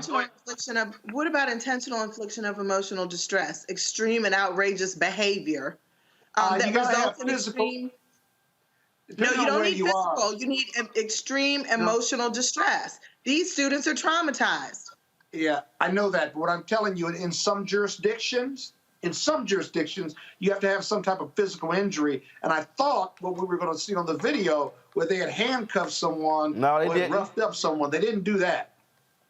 But bottom line is, you have to look and see in Delaware whether you need a physical injury. No. This was not in Delaware. They're from Delaware State. It happened in Georgia.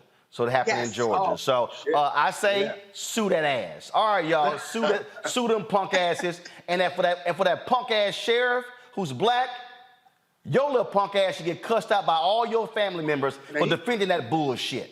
Now he gonna call you about being called a punk ass. Guess what? Okay? Guess what? Now It's okay. It's okay. I'ma call his punk ass tomorrow.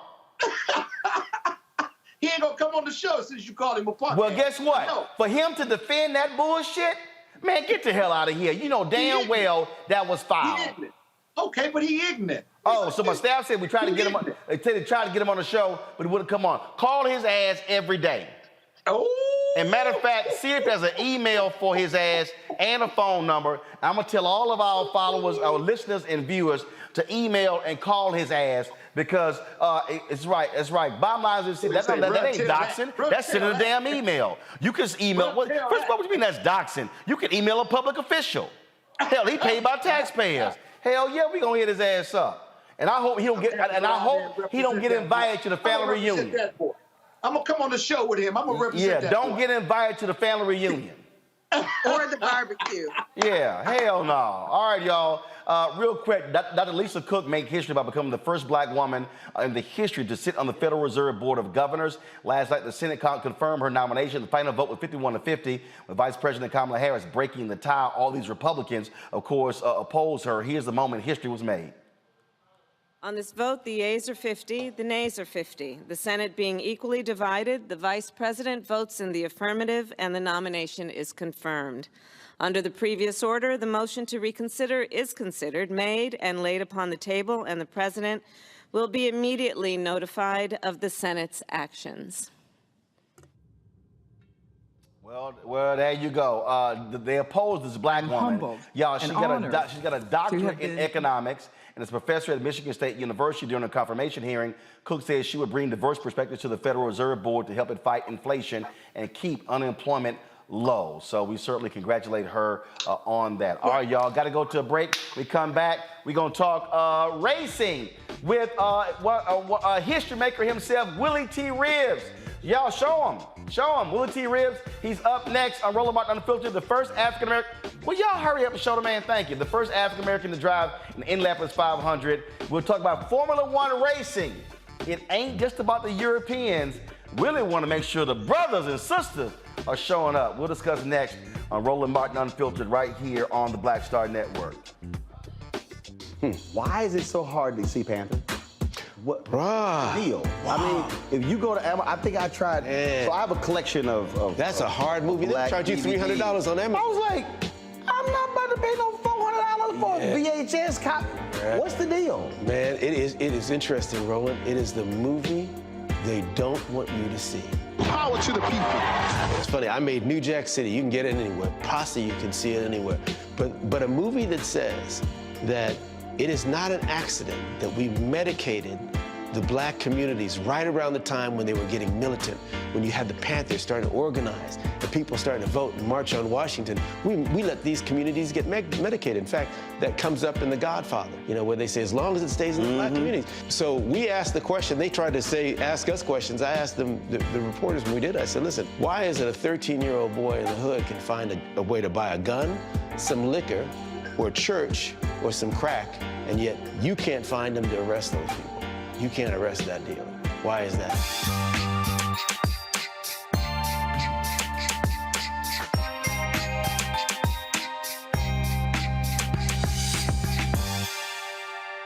A powerful movement is rising across America.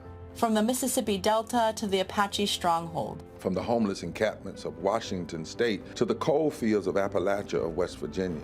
We are the 140 million poor and low-wealth people in this country, and we are building the Poor People's Campaign, a national call for moral revival. On June 18th, ahead of this year's midterm elections, while the Congress is still in session, we will hold a mass poor people's and low-wage workers assembly and moral march on Washington to arrest the attention of the nation, to put a face and a voice on poverty and low wages in this country. This is a watershed moment for justice and democracy in America. There are those who say that transformative change isn't possible, but history teaches us that it is precisely in times like these that people must build a broad and deep movement from the bottom up. We must compel this nation to repent, to lament, and to see the realities that have been hidden for far too long. On June 18th, we will come together to lift the voices of the poor and low-wage workers who know that change is not only possible, it is essential for our survival. We will make the connections to show how systemic racism, poverty, ecological devastation, the denial of health care, the war economy, and the false moral narrative of religious nationalism and white supremacy are hurting us all. We will show the nation the faces of Americans who cannot afford to go back to normal. We will detail the policies that can move us toward a society that works for everyone. And we will pledge to go home and build power for transformative change in this year's election and for years to come. Because the question should have never been, how much will it cost to address poverty? The real question is, how much is it costing us not to? Somebody's been hurting our people. It's gone on far too long. And we won't be silent or unseen anymore. Join us in D.C. on June 18th. Build with us for a third reconstruction in America. Visit poorpeoplescampaign.org. Hello, everyone. It's Kiara Sheard. Hey, I'm Taj. I'm Coco. And I'm Lily. And we're SWV. What's up, y'all? It's Ryan Destiny, and you're watching Roland Martin Unfiltered. All right, fam. Over the weekend, I was in Miami for the Formula One Miami Grand Prix. Henry Peterson and I went down there, got a chance to go on the track, check things out. It was an amazing experience, folks. It was the first time they had the Grand Prix there in Miami. Incredible show there. And the deal is, people understand, in the United States, look, you have NASCAR, you got IndyCar series, but F1 is crazy huge all across the world, and they're really trying to go big here in the U.S. And so the people like Willy who were there, ran into Michael Jordan, ran into Michael Strahan, Spike Lee, Robert Smith. We ran into a lot of different brothers and sisters. Michelle Obama was out there, Jamie Foxx, LeBron James and the crew. It was incredible, and I was invited by Willy T. Ribbs. Yes, I ran into Matt Damon as well. That was funny because Matt was being interviewed on ABC, and he was trying to speak to me and not do an interview. And so had a great time out there, and I was invited by Willy T. Ribbs. That's Josh Allen with the Buffalo Bills. And Willy T. Ribbs, of course, a history maker, first African-American to ever race in the Indy 500, has been in auto racing for a number of years, and he's been hired, brought on by F1 to be one of their ambassadors and really try to drive diversity, if you will, in the sport. Willy, what's happening? How you feeling? All right, you there? Hello. Gotcha. Audio wasn't up there. So there we go. So man, first of all, it was an incredible experience being there in Miami. And just explain to our audience, I first got really introduced. I mean, I know about Lewis Hamilton, saw stories, but it really wasn't until I watched the Netflix special that really got me involved. Henry Peterson, who our production here, he told me about it. And that show is hugely popular and has really introduced a lot of Americans to Formula One racing. Well, that Drive to Survive special on Netflix has really broadened Formula One's base in this country, just like that. And to see, you know, a lot of people have heard of Formula One, but they really never focused on it. And I saw a piece about you saying that you really never watched Formula One. You really never watched any racing. And when I saw that you got hooked on Formula One because of Drive Live, I decided, well, let me reach out to you and get you to a show live, because there's nothing like a Grand Prix live. It's like going to a Super Bowl. And when you talk about that, I mean, it was jam-packed. I mean, hundreds of thousands of people were out there, and they were in Miami. They'll be in Austin later this year, and they will be in Las Vegas next year. And so what are you hoping to do for F1 to get more African Americans interested? We know NASCAR has tried to reach out to African Americans over the years. I remember being a part of an initiative, you know, about 15 years ago. It really didn't go anywhere, and you're laughing. It wasn't a sincere, the olive branch was not sincere. And it was, I think possibly there was a lot of pressure on them from corporate sponsors to represent what America looks like, and they just, they're not getting it done. And Formula One, you know, I started my career in Europe, and I went over there to be a Formula One driver. I was the first black man ever to drive a Formula One car in 1985, the same year Lewis Hamilton was born. So Formula One reached out and said, look, we want to increase our footprint in the black community in the United States and worldwide. So I told him, well, I know who to call. His name is Roland Martin, that is.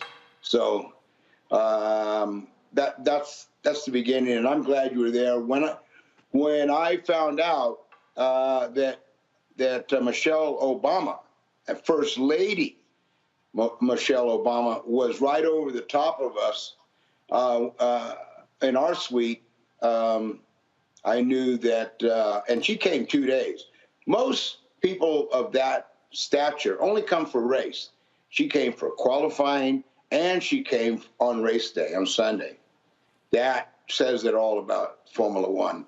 And and believe me, if Formula One didn't have its handout to African Americans, Michelle Obama wouldn't be there, period. So so here's the deal here. You have, there are people who, they love the different teams. In many ways, they identify with the countrymen. You don't have any American drivers, though, in F1. The only person of color, Lewis Hamilton, who is, of course, he's British. He's a brother. So, look, when Tiger Woods came into golf, there was a whole bunch of brothers and sisters who didn't follow golf, who followed him. And so, really, you know, how are you conceiving this idea of getting African Americans interested in Formula One if there's no American or an African American to get behind? Well, there's got to be, first of all, a driver of color, period. And Lewis is the guy, and he's just not a name. Lewis is 7-time world champion. He's won more Grand Prix than any driver in history. He's won more pole positions. He's more track records. Lewis Hamilton is without a doubt the greatest Formula One driver ever. So having him, and he spends a lot of time in the United States, and he's pushing diversity, and actively we're looking for the next young driver to come into the series, preferably American, right? And but it took a lot to develop Lewis Hamilton. Ron Dennis, who owned McLaren at the time, took Lewis right out of go-karts at 12 years old and put him in cars and smaller formulas and developed him. He knew he was fast, and he knew he was going to be a winner. And Ron Dennis developed Lewis Hamilton right into where he is today, and that's what it's going to take here. I would have liked to have seen Michael Jordan or LeBron James or any of the big heavy breathers that play sports to come together and support a young driver like Miles Rowe, for example, or Ernie Francis Jr. Those two are right now lead candidates to move up the ladder. And that's what it takes. It takes money and lots of it.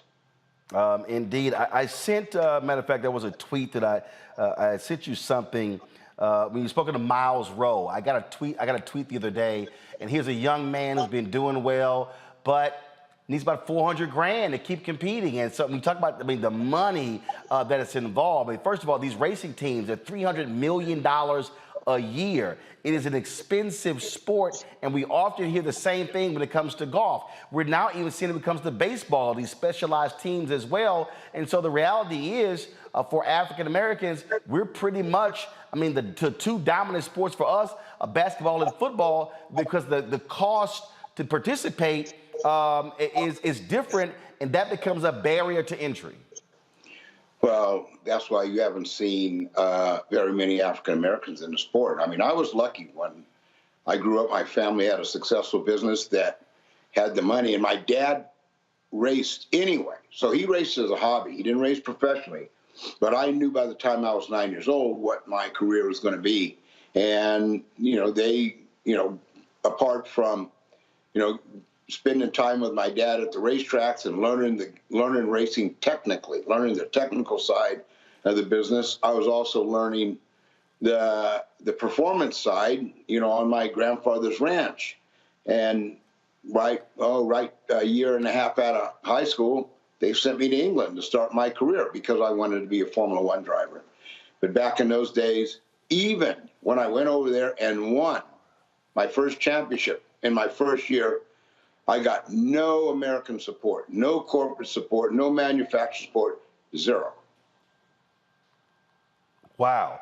And of course, you dealt with a whole lot of racism. You dealt with white guys who were not happy that you were there. There's a Netflix documentary called Uppity. They were not happy to see Willy T. Ribbs, especially when you wouldn't bow down. No, the name of the film was Uppity, and that's what they called me. But I sort of enjoyed it. I loved the pushback, and I never complained about it. I was never going to play the victim, but if you crossed the line, they knew that they would be eating their dinner through a straw for 2 weeks. They knew it. So the toughest part for me in my career was the corporate support, and same with Miles Rowe. And same with Ernie Francis. Nothing has really changed. And Formula One is the biggest in the business. There's nothing close to Formula One when it comes to level of stature, professionalism, technology. And when they asked when they emailed me and said, we'd like to hire you as ambassador for diversity and inclusion, I told them, I said, well, you hired the right guy. Questions, Scott? Yeah. Hey, Willie, I'm a big sports fan generally. I know of your story, and I just want to thank you for your being a trailblazer and your outspokenness. You can be the first, but it gets tough being first and outspoken. I was in Austin at the last Formula One race, and it was just incredible. I was surprised that it's a 2 or 3 mile track, and all the technology that goes into it. Was it always like that when you were racing, or have you seen the progress of technology and sophistication and just how Formula One has grown internationally since the time you drove? Well, the tracks have gotten more advanced as the cars have gotten advanced. The speed of the cars are much quicker than they were 30, 40 years ago, much faster. And the tracks had to get longer, right? Now, not every track is long. Monte Carlo is sort of it's maybe a mile and a half, but Monte Carlo is the institution, and they're going to keep that show. But the newer tracks like Miami, it was 3.4 miles long with a 1 mile straightaway. Coda in Texas, that's 3.6. You've got to give the drivers room to race, right? Mm-hmm. They've got to have that much real estate to race on. So I just think that they know they know what to design based on what the designers of the cars are doing. Mm-hmm. Mm-hmm. Tanya.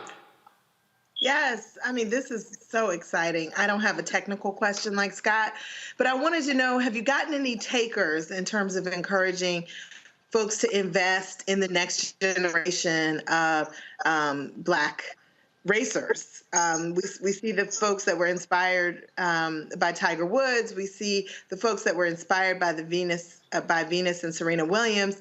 Like, are people responding to this call for resources that would allow young Black people to enter into this sport? Because you as you know, and as you've exemplified, if given the opportunity, we can do it and do it at the highest level of achievement. Well, Michael Jordan's involved with NASCAR right now. He's not involved with Formula One, and Formula One is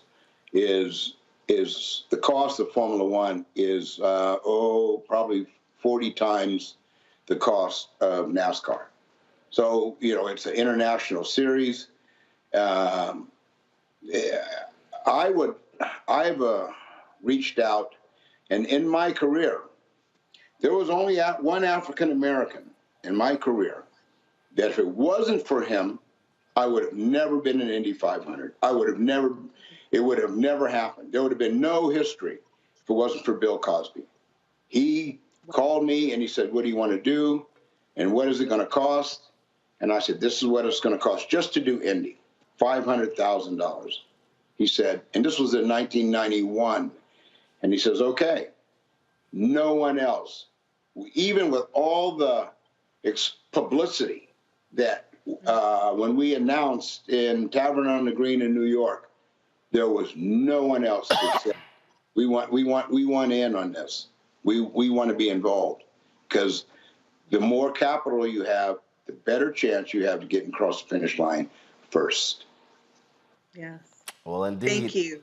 Well, Willie, look, I look forward to going to Austin for the next F1, and look, whatever we can do to help, and would love to see the next phase of what F1 does in attracting African Americans. I'm gonna push him. I told him, said, "You know who you're hiring, right?" Now, I have a tendency to rub fur the wrong way, but I'll pat it back down. Don't worry about it. Well, trust me, that's what they've said about me the same way. But somebody, that's why I always say, you can't be scared if you Black-owned media. You can't be scared if you're a conscious brother. Willie, I appreciate it, man. Thanks a bunch. Great seeing you, and I'll see you soon. Yes, sir. Thanks a bunch. Thank your guest for me. All right, thanks a bunch. All right, folks. Cheers. Bye-bye. All right, folks, time for our Tech Talk segment.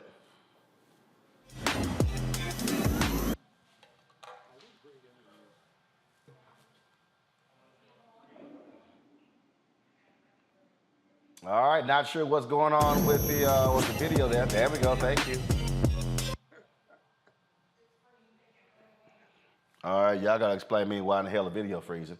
That makes no sense. All right, folks, every Wednesday, of course, we have our Tech Talk segment where we focus on African Americans who are in the tech space. We brought you some great individuals who you may not be aware of. And so, and of course, y'all have been responding great. People have been creating apps and all sorts of different things. And so my next guest is in the same space. Glad to have her on the show. And that is one thing we're going to talk about here first. We were supposed to go to break, but I went ahead and just blew that off and just kept right through it. And so let's talk about how do you keep tabs on your badass kids? Now, some of y'all know you got kids who now, they with their friends and they driving around, they doing stuff, and you kind of want to know what they doing. And you're not trying to sit here and listen to them lie to you, because y'all know some of these kids lie. Let's not even front. We've all seen it happen. And so that is the case. I know we, of course, with my twins here, there was this particular app what did my wife put? I think it was called Mama Bear or something like that. And so she actually had that app on my niece's phone where we even knew if the car they were driving and how fast the car was going. Well, a former school official wanted to better communicate with families about attendance and students' behavior. So she was like, you know what? We need an app. So Joanna Smith Griffin, founder and CEO of All Here, joined us from Boston, Massachusetts. So tell us exactly, what is All Here? What is it all about?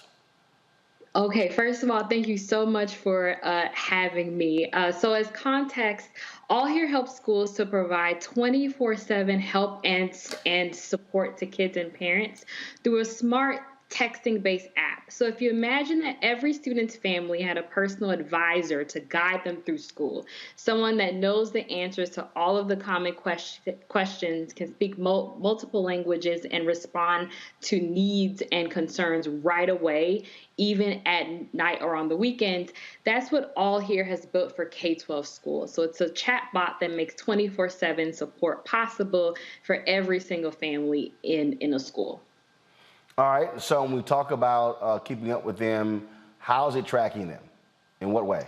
So as a bit of background, I was a public school teacher, and the idea of like keeping track on those, as you said, like badass kids, was like top of mind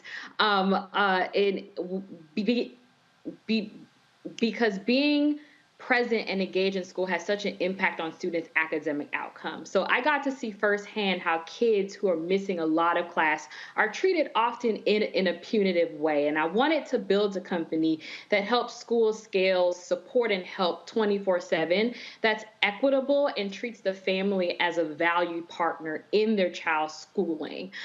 So how All Here works is that it is a chat bot that plugs into schools' background platform. So we're plugging into platforms that track things like grades, absences, and we can have conversations with families about their child's personal record over text. So right now, if a family sends a text asking how their child is doing in school, we can pull from those data points to have a personalized but still empathetic conversation that gets them the right information that they want at the right time and immediately gets them a personalized guide to getting their child back on track if need be.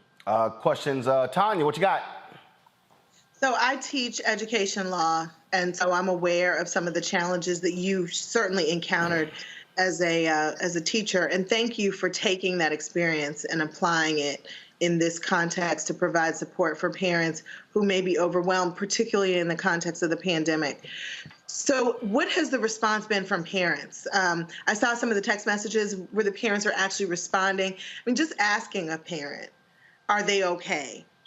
Alerting a parent that the child has had a certain number of absences about which they may not have been aware it could be groundbreaking. I have a 19-year-old and a 6-year-old. As a parent, I would love to have something like this that allows me to stay in contact and provides a resource for questions that I may have regarding my child and his or her education. So what has the response from parents been? And kudos for creating such a useful resource.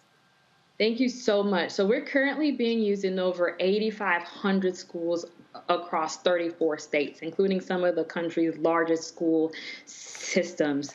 And the feedback that we've gotten from parents, so we actively text more than 2 million parents and youth every single day. More than 98% of them are engaging with us over text each and every day. The response has been overwhelmingly positive, as well as proven to have an impact on outcomes. So we were proven through research to improve attendance by 17%, to reduce course failures by a third, and also increase student GPA. But perhaps the most powerful piece of feedback that we hear from parents, especially in environments and contexts where there isn't a real atmosphere of trust between families and schools, is that, hey, this is a lifeline. And a lot of parents come to see our service as an advocate through helping them support and guide their own kids to and through school. Wonderful, thank you. Scott? Boy, if you had this when I was in high school and grade school, what did the students say? Because if I'm a student, I probably wouldn't want this. And they're so technologically advanced. One, what feedback do you get from the kids who probably don't like it? And then two, how can they get around it if they have to or want to? Gotta be careful on that one.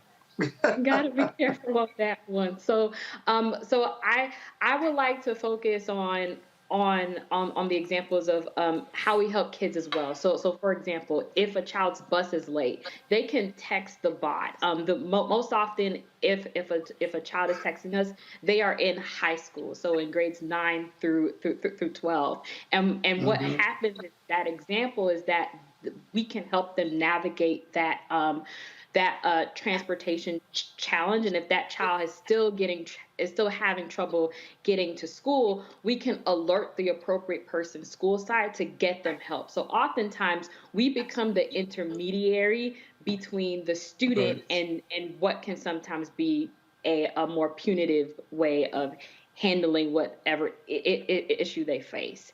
The other example I would just add quickly is that as we are in the middle or the midst of a youth mental health crisis in this country, we often see youth use the service as a way to express feelings of overwhelm, anxiety, and we take great pride in being able to route the right student to the right support and resource at the right time. All right, then. Well, look. All righty. Thank you. Great app. Tell people how they can access it. Visit us at allhere.com and reach out. We would be happy to help you. All right, then. Joanna, thanks so much, and good luck with it. Thank you. All right, folks. Final story, some sad news. The NBA is mourning the death of Hall of Fame basketball star Bob Lanier. The league says Lanier passed away Tuesday, surrounded by his family after suffering some health issues for a number of years. Bob Lanier played center for 14 years with the Detroit Pistons and the Milwaukee Bucks, gaining 5 consecutive division titles. However, his impact went well beyond the court. Lanier served as president of the National Basketball Players Association and as the league's global ambassador for more than 30 years. Bob Lanier retired in 1984, was inducted into the Hall of Fame in 1992. Bob Lanier becomes an ancestor at the age of 73. All right, folks, that is it for us. I want to thank Monique, Tanya, and Scott for being with us. Thank you so very much, folks. Don't forget, tomorrow I will be broadcasting Town Hall in Kansas City, Missouri, where we'll be talking about the racism being that black police officers are having in Kansas City. Of course, we had them on the show, the Kansas City Urban League, where they talked about this. And I tell you, it is a huge issue what these cops are going through in the police department. And so we are going to be in Kansas City for this town hall on tomorrow, beginning at 5 p.m. Central, 6 p.m. Eastern at the Robert J. Mohart Center, 3200 Wayne Avenue. And so, of course, you can RSVP. And so we look forward to having that conversation. Racism. So the Urban League of Greater Kansas City presents Racism in the KCPD, Addressing the Black and Blue Divides. We'll be live streaming that right here on Roland Martin Unfiltered and the Black Star Network, folks. So until then, I'll see you. Y'all have a good one. Holla!